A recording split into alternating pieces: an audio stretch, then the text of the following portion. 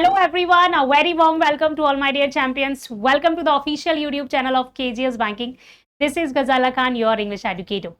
So today we are here to discuss the magical vocabs for all competitive exam. This is the one-stop solution for English. Okay. So magical vocabulary वो vocabulary जो आपके exam में बहुत काम आती हैं. अब आपका मेंस का एग्जाम आ गया है. अगर मैं बैंकिंग की बात करूं और अगर आप किसी भी CHSL के एग्जाम चल रहे हैं, CGL के चल रहे हैं, तो these vocab words are important for all your exams, है ना. यानी कि ये आपकी मॉडरेट लेवल की वोकैबुलरी है और ये आपको पूरी इंग्लिश में आती है. और ये कोई ऐसे वर्ड्स नहीं है जो आप आज पढ़ रहे हो, ये वो वर्ड्स हैं जो आप ऑलरेडी पढ़ चुके हो, जिसे मैं आपको ऑलरेडी एडिटोरियल में पढ़ा चुकी हूँ. और यहाँ पर सिर्फ आपको रिवीजन के पॉइंट ऑफ व्यू से मैं ये कराती हूँ और इनके क्वेश्चंस कराती हूँ कि एग्जाम में इस पर कैसे क्वेश्चंस आ सकते हैं. ठीक है. So without any further delay start करते हैं आज का आपका मैजिकल वोकैबुलरी का show number 3. Okay, so let's start. पहला वर्ड है आपका प्रोडिगल. प्रोडिगल में लड़कियां तो सब बहुत अच्छे से समझती होंगी, इस पिक्चर को देखकर ही समझ आ गया होगा कि क्या है.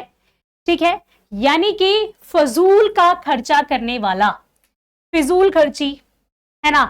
अपव्यय जिसे आप बोलते हो, वेस्टफुली स्पेंडिंग मनी, पैसे को ना बुरे तरीके से खर्च करना, यानी कि पैसा बर्बाद करना, फिजूल खर्ची करना, है ना. हम सोचते हैं हम कहाँ फिजूल खर्ची कर रहे हैं, हमने तो कपड़े ही लिए हैं, मोबाइल ही लिया है, नए सैंडल्स ही लिए हैं, है ना. बट एक्चुअल में अननेसेसरीली चीजों का ढेर लगाना, ये आपकी क्या होता है, फजूल खर्ची ही कहलाती है.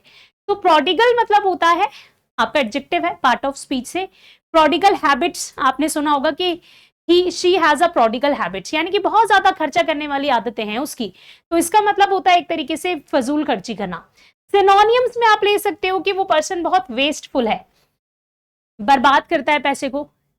एक्स्ट्रावेगेंट है, यानी कि पैसा बहुत ज्यादा खर्च करता है, एक्स्ट्रा खर्च करता है. एक्स्ट्रा मतलब जितने की जरूरत नहीं भी है उतना पैसा वो खर्च कर देता है. लेविश, लेविश है, लेविश यानी कि लेविश लाइफ जीना पसंद करता है ना. हर तरह से कि भाई मैं लेविश तरीके से लाइफ को जीऊंगा, खूब पैसा खर्चा करूंगा. एंटोनियम्स क्या है? थ्रिफ्टी, सोच समझकर पैसा खर्च करने वाला. फ्रूगल, पैसा खर्च करने से पहले एक बार सोचेगा, है ना. और इकोनॉमिकल, जो अपनी इकोनॉमी के हिसाब से चीजों को करता है. भैया मेरे पास इतना पैसा, मेरी जेब में 100 रुपए हैं, 100 रुपए हैं तो मैं बस यार 20-30 रुपए खर्च करूंगी, बाकी चीजों से तो मुझे घर चलाना है ना.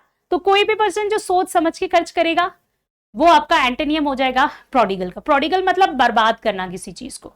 तो प्रोडिगल यानी वेस्टफुल स्पेंडिंग मनी. डन. आगे बढ़ेंगे विदाउट एनी फर्दर डिले. आपका है अर्केडियन. अर्केडियन यानी एक तरीके से एक पीसफुल कंट्री साइड. देखो कितना खूबसूरत सी जगह है जहां पर आपको देख के लग रहा होगा हाँ शांति है ना. तो अर्केडियन यानी एक तरीके से आइडियल पीसफुल कंट्री साइड, एक तरीके से शांत ग्रामीणा जिसे आप बोलते हो. और सादा सुहाना, सादा सा है, सुहाना सा है, अट्रैक्टिव सा है, शांति जहां पर मिल रही हो, दैट इज कॉल्ड अर्केडियन. सिनोनियम्स में आप ले सकते हैं रस्टिक, है ना, दिल को सुकून पहुंचाने वाला. ब्यूकॉलिक, आइडियलिक, है ना. आइडियलिक, यार मेरा तो आइडियल है कि मुझे जाना है यहाँ. ठीक है. सो एक तरीके से शांत ग्रामीण, एक तरीके से दैट इज कॉल्ड अर्केडियन. ग्रामीण एक जगह जहां पर सुकून है. शहरों में तो सुकून होता नहीं है आजकल, गांव में ही सुकून है, वो भी अब आधा बचा है, पहले जमाने में तो और ज्यादा था. एंटोनियम्स क्या हो जाएंगे आपके? अर्बन हो जाएगा, सिटी हो जाएगा, मेट्रोपॉलिटन हो जाएगा. मेट्रोपॉलिटन जहां पर मेट्रोज भी होती हैं. ठीक है. तो सिटी है, मेट्रोपॉलिटन है, अर्बन है, तो ये आपके एंटोनियम्स हो जाएंगे क्योंकि ये तो शहर है. और अर्केडियन क्या है? गांव के लिए बेसिकली यूज होता है, कंट्री साइड के लिए. एग्जाम्पल देख लेते हैं. जो पोइट है उसने एडमायर किया the Arcadian beauty of the valley. Valley की आर्केडियन ब्यूटी को जो पोइट है उसने क्या किया? उसने एडमायर किया, उसकी तारीफ की. आर्केडियन के लास्ट में IAN है. कोई भी शब्द के लास्ट में IAN आता है वो हमेशा एडजेक्टिव कहलाता है. क्या कहलाता है? एडजेक्टिव कहलाता है. तो Arcadian is an adjective. Next, wax. देखो भाई बहन है घर में, छोटे बच्चे हैं, ऐसे ही करते हैं. वैक्स करना, एनॉय करना, इरिटेट करना, ठीक है, परेशान करना किसी को, तो उसे आप बोलते हो वैक्स। तो वैक्स का मतलब होता है परेशान करना किसी को बहुत ज्यादा। सिनोनियम्स में आप ले सकते हो एनॉय, इरिटेट और प्रोवोक। किसी को बहुत ज्यादा एनॉय करना, परेशान करना, इरिटेट कर देना, प्रोवोक करना यानी उकसाना। तो ये सारे के सारे वर्ड जो हैं आपके सिनोनियम्स हैं किसके, वैक्स के। एंटोनियम्स क्या हो जाएंगे, एंटोनियम्स जैसे कि प्लीज करना, खुश कर देना, डिलाइट करना, सूथ यानी कि काल्म, है ना, काल्म करना, सुकून देना किसी को कि भाई काल्म हो जा, शांत हो जा, डिलाइट होना, प्लीज होना, एनॉय होना, इरिटेट होना, प्रोवोक होना। ये सारे के सारे वर्ड्स आपके जो हैं ये वाले जो वर्ड्स हैं तीनों इसके एंटोनियम हो जाएंगे। वैक्स यानी परेशान कर रहे हो, एनॉय, इरिटेट, प्रोवोक।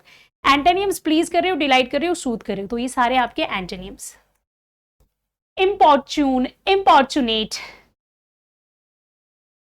ठीक है। इम्पॉर्चुनेट मतलब क्या होता है, दबाव डालने वाला, लगातार आग्रहण करने वाला, परसिस्टेंटली डिमांडिंग, ठीक है। जैसे कि यहां पर मैंने कोई रिपोर्ट बनाकर सबमिट की, है ना, ये कोई पर्सन है, ये बेचारा, इसने रिपोर्ट बना के सबमिट की।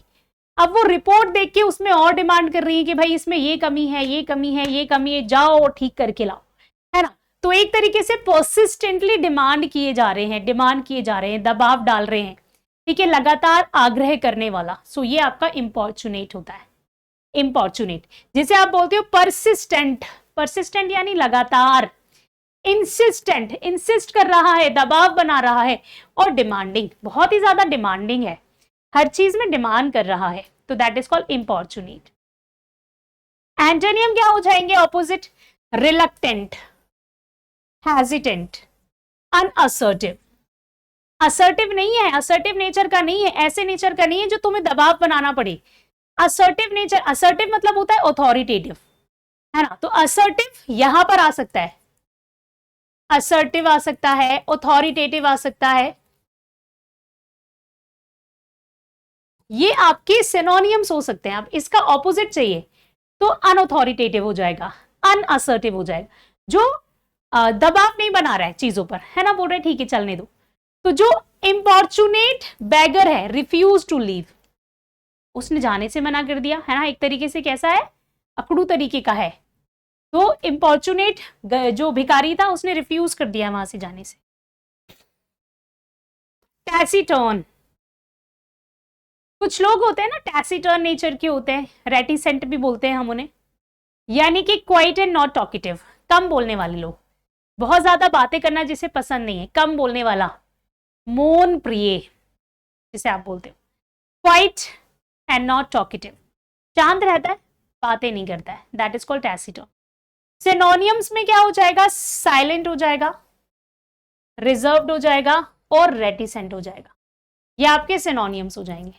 साइलेंट है, रिजर्व्ड नेचर का है, ज्यादा बातें नहीं करता है किसी से, रेटिसेंट है, रेटिसेंट यानी कि खामोश रहता है, चुप रहता है, सिनोनियम्स। एंटोनियम्स क्या होता है, बतौना है, टॉकेटिव है, गैरुलस है, चैटी है। टॉकेटिव यानी बहुत बात करने वाला है, गैरुलस यानी कि बहुत ज्यादा बोलने वाला है, लोगों के साथ घुलने मिलने वाला है, चैटी है, बातें करना बहुत पसंद है, चैटी नेचर का है, यानी कि चैटर बॉक्स है ना। जैसे मैंने बोला कि जो टैसीटर्न मैन है ना, स्पोक ओनली व्हेन नेसेसरी, जो टैसीटर्न यानी कि रिजर्व नेचर के लोग होते हैं ना, वो वही बोलते हैं जहां पर बोलना जरूरी होता है ना, ऐसा नहीं कि बातें करे जाने करे जाने। गैरुलस मतलब होता है बहुत ज्यादा बोलने वाला इंसान। नेक्स्ट है आपका अनटोवर्ड। अनटोवर्ड मतलब क्या होता है, कोई भी चीज जो उसे अनएक्सपेक्टेड हो या फिर परेशानी पहुंचा देने वाली हो, अनुचित, अशुभ, है ना, अनटोवर्ड। देखो ये परेशानी पहुंचा देने वाली है, थोड़ी बारिश हुई, है ना, गलियों में कीचड़ हो गई, बच्चों को स्कूल जाना है, बच्चे पेरेंट्स को ऑफिस जाना है, नहीं जा पा रहे हैं, ठीक है, इस तरीके से खचर खचर करते हुए निकल रहे हैं, तो ये क्या है, अनटोवर्ड है। अनटोवर्ड यानी अनएक्सपेक्टेड है और इसकी वजह से आपको ट्रबल हो रहा है, परेशानी हो रही है, अनुचित है, अशुभ है। सिनोनियम्स में आप ले सकते हैं कोई भी चीज जो अनफेवरेबल हो, ऑब्वियसली एक चीज किसी की फेवरेबल तो नहीं होगी, एडवर्स हो, विपत्ति है, और ट्रबलसम है, ऑब्वियसली परेशानी है ये तो, है ना, that is called untoward, TOWARD, untoward. Unfavourable है, एडवर्स है, ट्रबलसम है। एंटोनियम्स क्या है? फेवरेबल है, कन्वीनियंट है और एडवांटेजियस है, यानी कि फायदे उठाने वाली है, कन्वीनियंट है, अब ये ऑपोजिट हो जाएगा, फायदा उठाने वाली है, ट्रबलसम नहीं है, परेशान करने वाली नहीं है, फायदा उठाने वाली है। तो जो untoward incident disrupted the meeting, जो एक अनटोवर्ड इंसिडेंट हुआ ना, उसने मीटिंग को डिसरप्ट कर दिया, खत्म कर दिया, बर्बाद कर दिया, तबाह कर दिया, तो that is called untoward. Next, aegis. Aegis का मतलब क्या होता है? प्रोटेक्शन या फिर सपोर्ट, है ना, प्रोटेक्शन या फिर सपोर्ट ले रखा है इससे, है ना, संरक्षण, आश्चर्य, प्रोटेक्शन है, पैट्रोनेज है, स्पॉन्सरशिप है, स्पॉन्सर कर रहे हो किसी चीज को, पैट्रोनेज कर रहे हो, प्रोटेक्शन दे रहे हो, तो that is called aegis. Antonyms opposite हो जाएगा, नेग्लेक्ट कर रहे हो, वल्नरेबिलिटी, ऑपरेशंस, तो ये सारे के सारे वर्ड्स एजिस के एंटोनियम हो जाएंगे। एग्जाम्पल में देखेंगे, जो प्रोजेक्ट है ran under the aegis of UNESCO, जो प्रोजेक्ट है ran under the aegis of UNESCO, ठीक है। तो एजिस का मतलब क्या होता है? प्रोटेक्शन में, तो इसके प्रोटेक्शन में रन कर रहा है, जो प्रोजेक्ट है वो इसके प्रोटेक्शन में रन कर रहा है या इसकी स्पॉन्सरशिप में रन कर रहा है, तो that is called aegis. Next is obduracy. देख रहे हो, अकड़ू है भैया, स्टबर्न है, रिफ्यूजल टू चेंज, चेंज के लिए बोल रहे हो, सीधा हाथ दिखा दे रही है, ना भैया हमसे ना हो पाएगा। ऑब्ड्यूरेसी मतलब स्टबर्न, रिफ्यूजल टू चेंज, जो चेंज होने के लिए मना कर दे, जिसे आप बोलते हो हठ धर्मिता, जिद्दीपन होना किसी चीज के लिए, बहुत ज्यादा जिद्दी है, ऑब्ड्यूरेसी है। सिनोनियम्स में आप ले सकते हो कोई पर्सन जो कि स्टबर्न है, जिद्दी है, स्टबर्न है, फ्लेक्सिबल, इनफ्लेक्सिबल है ना, जो एकदम हिलने तैयार नहीं है, रिलेंटलेसनेस है ना, थोड़ा भी हिलने को तैयार नहीं है भाई, बिल्कुल जम गए हैं कि हम तो यही करेंगे, रिजिड है, रिजिड, ठीक है। तो ये सारे सिनोनियम्स हैं, स्टबर्ननेस हो गया, इनफ्लेक्सिबिलिटी हो गया, रिलेंटलेसनेस हो गया, रिजिड हो गया, ये सारे हठी लोग हैं जो बिल्कुल भी हटने तैयार नहीं है ना सॉरी। एंटोनियम क्या हो जाएगा? फ्लेक्सिबिलिटी हो जाएगा, जेंटलनेस हो जाएगा और यील्डिंग हो जाएगा। यील्डिंग यानी जो एडजस्ट कर लेते हैं यार, मान लेते हैं, जेंटल है, फ्लेक्सिबल है, एडजस्ट कर लेता है, तो सिनोनियम्स या एंटोनियम्स। एग्जाम्पल में देखोगे, हिज ऑब्ड्यूरेसी, उसकी जो एक तरीके से ये स्टबर्ननेस है ना, जिद्दीपना जो है ना, प्रिवेंटेड रिकॉन्सिलेशन, ठीक है, उसने रिकॉन्सिलेशन पर प्रिवेंट कर दिया है, रोक लगा दी, तो ऑब्ड्यूरेसी यानी हठीपन, जिद्दीपन। पिथी, पिथी एक वर्ड, शॉर्ट बट मीनिंगफुल, कोई भी ऐसी चीज जो आपने शॉर्ट में लिख दी है, ऐसा लिखते हो लैंग्वेज, व्हाट्सएप लैंग्वेज में BTW क्या मीनिंग होता है? बाय द वे, कोई चीज जो कि शॉर्ट है लेकिन मीनिंगफुल है। संक्षिप्त, जिसे आप बोलते हो, सारगर्भित जिसे हिंदी में बोलते हो। सिनोनियम्स में something which is very concise, short form में है, टर्स और कॉम्पैक्ट, छोटी है, छोटी, कॉम्पैक्ट है। एंटोनियम्स वर्डी, बहुत सारे शब्द यूज किए हैं, वर्बोज, बहुत ज्यादा अधिक वर्ब यूज कर दिए हैं, और डिफ्यूज कर दिया है ना, बहुत वर्ड्स यूज कर दिए हैं। तो she gave a pithy summary of the topic. Pithy summary यानी कि बहुत ही छोटी, कंसाइज, बहुत ही ज्यादा, but it was meaningful. Clear? चलो, प्रैक्टिस क्वेश्चंस है जिनके आंसर्स आपको मुझे कमेंट करके बताने हैं ना, क्योंकि प्रैक्टिस क्वेश्चंस मैं नहीं कराती हूं। आपको पता है कि आपने ये वर्ड्स पढ़ लिए हैं, एक बार, दो बार, पहले एडिटोरियल के सेशन में और एक अभी मैजिकल वोकैबुलरी के सेशन में। तो अब जो भी आपने आज पढ़ा है उससे रिलेटेड आपको क्वेश्चन सॉल्व करना है। तो पहले क्वेश्चन में आपको बताना है ऑब्ड्यूरेसी का इनकरेक्ट यूज, कि ये 4 सेंटेंस लिखे हैं, इन चारों सेंटेंस में से ऑब्ड्यूरेसी कहां पर गलत यूज हो रहा है। सही यूज नहीं बताना है, गलत यूज बताना है, ठीक है। देखो और आंसर करना, स्क्रीनशॉट ले लेना। नेक्स्ट आपको एक fill in the blank solve करना है। The researchers initiative was launched under the dash of the national science foundation ensuring ample funding and oversight. तो पिथी, एजिस, अनटोवर्ड और वैक्सिंग, आपको मुझे कमेंट करके बताना है। प्रोडिगल का यूज, आपको प्रोडिगल का मीनिंग पता है, कहां पर इनकरेक्ट यूज हुआ है प्रोडिगल सेंटेंस में, आपको मुझे बताना है। प्रोडिगल कहां कहां यूज हो रहा है, ये यूज हो रहा है प्रोडिगल, ये यूज हो रहा है प्रोडिगल, यहां पर यूज हो रहा है और यहां पर यूज हो रहा है। तो आपको मुझे चारों में बताना है कि कहां पर प्रोडिगल का यूज इनकरेक्ट है। जो इनकरेक्ट होगा वो आंसर ले लेना, ठीक है। ये क्या है, ओहो ये क्वेश्चन इनकम्प्लीट है, सो सॉरी गाइस, ये इनकम्प्लीट क्वेश्चन है। The sudden storm created dash condition, देखो इसका तो आंसर ही मैंने यहां लिख दिया है। जो सडन स्टॉर्म है उसने क्या कर दिया, अनटोवर्ड कर दिया, अनटोवर्ड कर दिया कंडीशन को for the outdoor wedding, forcing guest to seek shelter indoors, है ना, खराब कर दिया सिचुएशन को।